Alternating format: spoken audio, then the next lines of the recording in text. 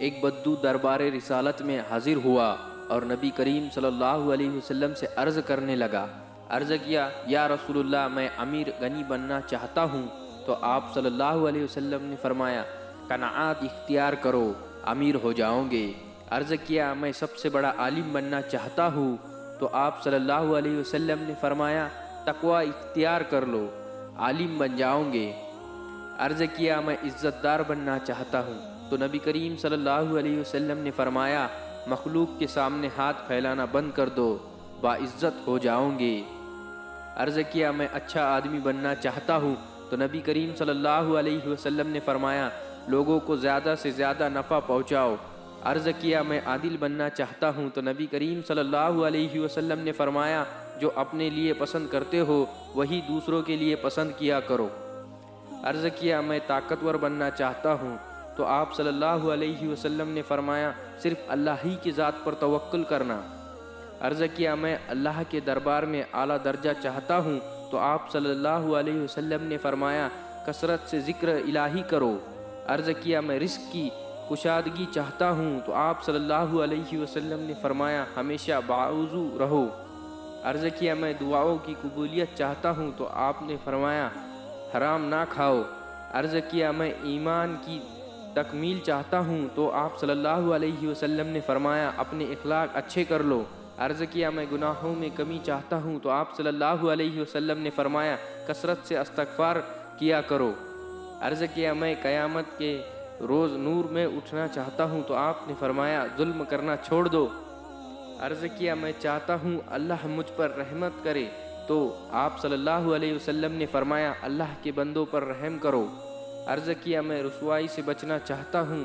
تو آپ صلی اللہ علیہ وسلم نے فرمایا، زنا سے بچو۔ عرض کیا، میں چاہتا ہوں اللہ اور اس کے رسول کا محبوب بن جاؤ۔ تو آپ صلی اللہ علیہ وسلم نے فرمایا، جو اللہ اور اس کے رسول کا محبوب ہو اس کو اپنا محبوب بنا لو۔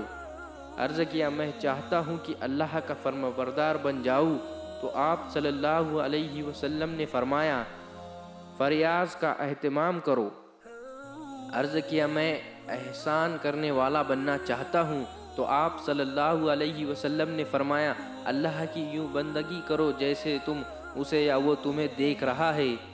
عرض کیا، میں کون چیز گناہوں سے معافی دلائیں گی؟ تو آپ صلی اللہ علیہ وسلم نے فرمایا، آنسو عزیز اور بیماری۔ عرض کیا، کون سی چیز دوزخ کی آگ کو ٹھنڈا کریں گی؟ تو آپ صلی اللہ علیہ وسلم نے فرمایا، دنیا کی مصیبتوں پر صبر۔ عرض کیا، اللہ کے غصے کو کون سی چیز ٹھنڈا کریں گی؟ تو آپ صلی اللہ علیہ وسلم نے فرمایا، چپکے صدقہ اور صلح رحمی کرو۔ عرض کیا، سب سے بڑی برائی کیا ہے؟ تو آپ صلی اللہ علیہ وسلم نے فرمایا، بد اخلاقی اور بخل۔ اللہ کو وہ انسان بہت پسند ہے جو اپنی جوانی اللہ کی عبادت میں گزارتا ہے۔ فجر کی نماز سب سے پہلے حضرت آدم علیہ السلام نے ادا فرمائی۔ ظہر کی اذان سب سے پہلے حضرت داؤد علیہ السلام نے ادا فرمائی۔ عصر کی نماز سب سے پہلے حضرت سلیمان علیہ السلام نے ادا فرمائی۔ مغرب کی نماز سب سے پہلے حضرت یعقوب علیہ السلام نے ادا فرمائی۔ عشاء کی نماز سب سے پہلے حضرت یونس علیہ السلام نے ادا فرمائی۔ دعائیں کیوں قبول نہیں ہوتی؟ لوگوں نے ایک دفعہ حضرت ابراہیم ادہم بخلی رضی اللہ سے سوال کیا، کیا وجہ ہے اللہ تعالی ہماری دعائیں قبول کیوں نہیں فرماتا؟ تو آپ صلی اللہ علیہ وسلم نے فرمایا، تم اللہ کو جانتے ہو مگر اس کی اطاعت نہیں کرتے، رسول اللہ صلی اللہ علیہ وسلم کو پہچانتے ہو مگر ان کی پیروی نہیں کرتے، قرآن کریم پڑھتے ہو مگر اس پر عمل نہیں کرتے، جانتے ہو جنت اطاعت کرنے والوں کے لیے ہے مگر اس کی طلب نہیں کرتے۔